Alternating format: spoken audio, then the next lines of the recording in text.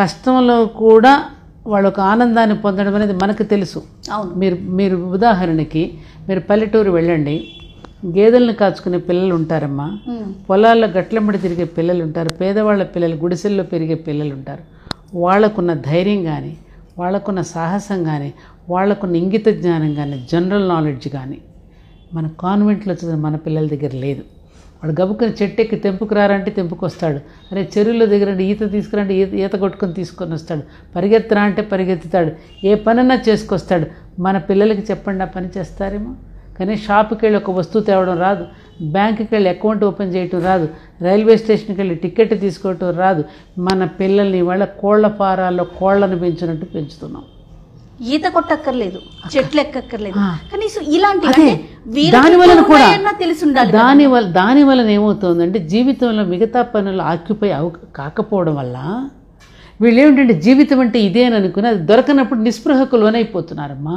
నిస్పృహలోపై ఆత్మహత్య వైపుకి వెళ్ళిపోతున్నారు. జీవితం అంటే ఇంకొకటి ఉన్నది, అందమైన జీవితం మరొకటి ఉన్నదనేది వాళ్ళకి ఎక్కడ పరిచయం చేస్తున్నాం మనం? బియ్యం ఎక్కడ దొరుకుతాయిరా అంటే సూపర్ మార్కెట్ అంటున్నారు, కానీ వ్యవసాయదారుడు ఇంత కష్టపడితే భూమిని దున్నితే పంట పండిస్తే మన దాకా వస్తుందని మన పిల్లలకి ఎంతమందికి చెప్తున్నాం? పాలు ఎక్కడ దొరుకుతున్నాయంటే మదర్ డైరీ అంటాడు, హెరిటేజ్ అంటాడు తప్ప వాడికి పాల ప్యాకెట్లో చూడటమే తప్ప పాలు ఎక్కడి నుంచి వస్తున్నాయో, ఎంతమంది కష్టపడితే వస్తున్నాయో వాడికి ఎప్పుడైనా చెప్పే ప్రయత్నం చేస్తున్నామా? మన జీవితాలకి పేద జీవితాలకి స్లమ్ ఏరియాస్లో పిల్లలకి తేడాలు మనం ఎప్పుడైనా గమనించేటట్టు పెంచుతున్నామా వాళ్ళని? ఇవేం చేయటం లేదు కదా. అందుకని పిల్లలు తొందరగా నిస్పృహకి లోనైపోతున్నారు. అబ్రహాం లింకను తన పిల్లవాడిని స్కూల్కి పంపిస్తూ ఒక లేఖ రాశాడు టీచర్కి, అమెరికన్ ప్రెసిడెంట్.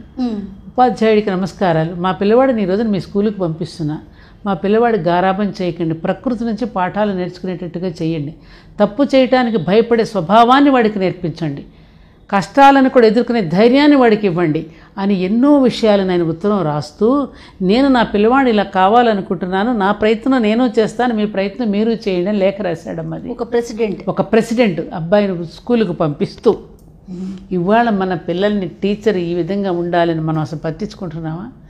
వ్యాన్ రాగానే వాడిని ఎక్కిచ్చేయటం, వాడిని ఒక ఏటీఎంగా చూడటం, వాడు సంపాదించేవాడిలాగా ఒక అమెరికాని ఎక్కడికి డాలర్లు సంపాదించుకోవాలని, ఒక మంచి పౌరుడుగా కావాలని. అందుకని పిల్లలు కూడా పెళ్లి సంబంధాలు కుదిరేటప్పుడు ఏం కోరికలు కోరుతున్నారు, వాళ్ళ రెజ్యూమ్ ఇస్తూ వాళ్ళు ఏమని అడుగుతున్నారు, మ్యారేజ్ బ్యూరోస్ ఏమైనా అప్లికేషన్లు పెడుతున్నారో తెలుసామా మీకు? వాళ్ళు ఒక మంచి సుగుణవతి అయిన అమ్మాయి, ఒక గుణవతి అయినటువంటి అమ్మాయి కావాలని వాడు కోరుకోవడం లేదు.